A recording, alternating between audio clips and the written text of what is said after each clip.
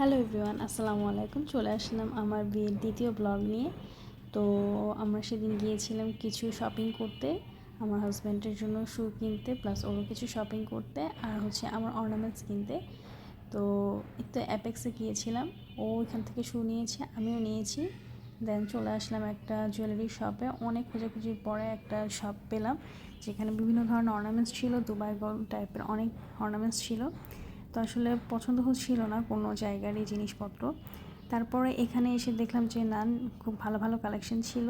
নেকলেসের সাথে সুন্দর ঝাপটা টিকলি সহ একটা সেট নিয়েছি আমি আমার বিয়েতে পরার জন্য। আর এছাড়া তো গোল্ড আমি পরবই, কিন্তু আসলে গলাটাতে খালি খালি দেখবে বলে এরকম একটা সেট নিয়েছি, যেটা আমার সেট ছিল। এছাড়া লংয়ের মধ্যে ওরা দেখাচ্ছিল, তো লং তো আমার অরিজিনাল গোল্ডেরটাই আছে, তো যার কারণে আমি আসলে ওটা নিইনি। তো আমার জাস্ট গলাটা ঢাকার জন্য, গলার সাথে একটা লেগে থাকার জন্য এরকম একটা নেকলেস নিয়েছি আর কি।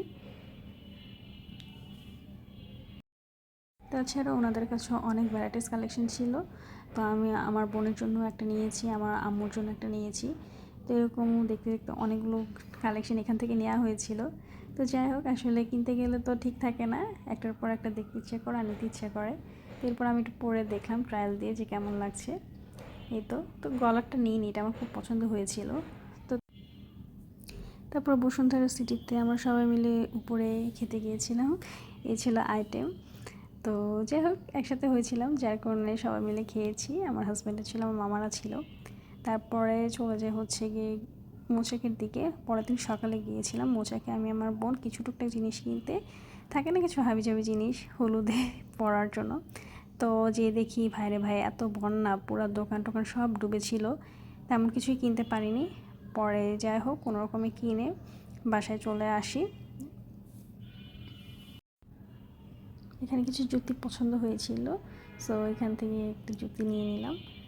তারপরে পার্লারে চলে আসি আমার বুকিং দিতে, যে কোন পার্লার থেকে আমি সাজবো।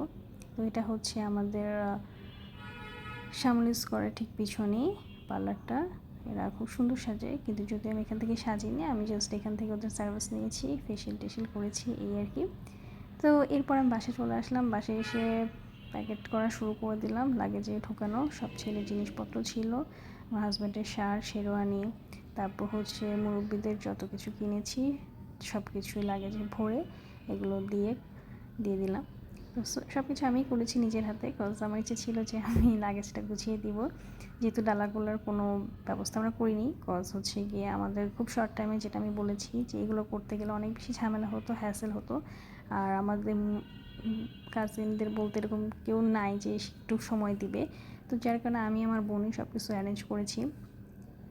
তো আম্মু ওই যে একটু হেল্প করছে আর কি আমাকে ঢোকাতে।